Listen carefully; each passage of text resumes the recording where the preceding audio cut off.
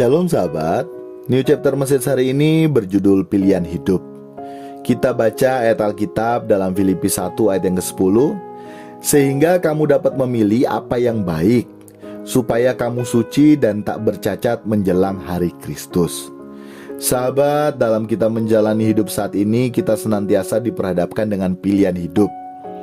Dan tentunya sebagai pengikut Kristus Yesus, pilihan kita hanya dua. Pilihan pertama yakni kembali pada rancangan Allah semula bagi kita manusia, atau justru sebaliknya, semakin jauh dan bahkan tidak akan kembali pada rancangan Allah semula. Dan tentunya kita sebagai pengikut Yesus Kristus sejatinya akan memilih untuk kembali pada rancangan Allah semula bagi kita manusia, atau dengan kata lain yang memiliki makna yang sama, yakni kita memiliki perasaan dan pikiran yang menghasilkan kehendak, dan kehendak tersebut senantiasa tepat sasaran sesuai dengan kehendak Tuhan dalam diri kita, atau juga dengan kata lain berkualitas seperti Tuhan. Dan Yesus adalah model atau prototipe manusia baru yang Bapa kehendaki agar kita bisa menjadi seperti pribadi Yesus. Untuk kembali pada rancangan Allah semula, bagi kita manusia dibutuhkan komitmen, tekad, usaha, dan perjuangan dari pribadi kita manusia. Jadi tidak serta-merta semua itu Tuhan yang mengintervensi langsung dalam kehidupan kita. Hal tersebut adalah proses panjang sepanjang umur hidup kita manusia. Tetapi juga jangan berlindung di balik kata proses ya sahabat. Harus ada progres.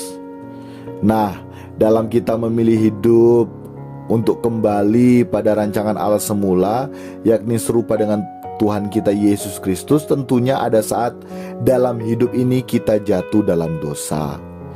Ada saatnya dalam hidup ini kita juga gagal. Semua itu adalah proses normal dalam kehidupan manusia. Namun kita tidak boleh menuduh Allah sebagai penyebab kegagalan kita menuruti firman Tuhan. Karena bukan Allah yang menyebabkan kita gagal. Yang menyebabkan kita berhasil atau gagal yakni diri kita sendiri. Kita masih dipenuhi macam-macam keinginan. Dan tentunya kita juga bukanlah robot yang diatur oleh mesin. Kita memiliki kehendak bebas. Nah, oleh karenanya kita harus benar-benar mengerti apa yang Tuhan mau dalam hidup kita. Sehingga kita semua wajib, mesti, kudu bertanggung jawab penuh atas nasib kekal kita. Tidak ada satu orang pun yang dapat mempersalahkan Allah atas nasib kekalnya kelak. Karena Allah sekali lagi tidak mengintervensi atau mengatur kehendak manusia. Dengan demikian kehendak bebas yang kita miliki hari ini harusnya diarahkan untuk menuruti kehendak Bapa. Tuhan tidak bisa membuat kita bertindak benar. Kita sendirilah yang harus memilih untuk melakukan yang benar. Caranya tentu dengan belajar kebenaran firman Tuhan setiap hari, sehingga saat kita jatuh segera langsung kita bangkit lagi.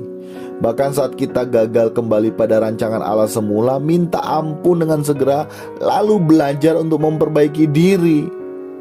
Sahabat, miliki komitmen, dan komitmen itu disertai dengan usaha dan perjuangan untuk kembali pada rancangan Allah semula.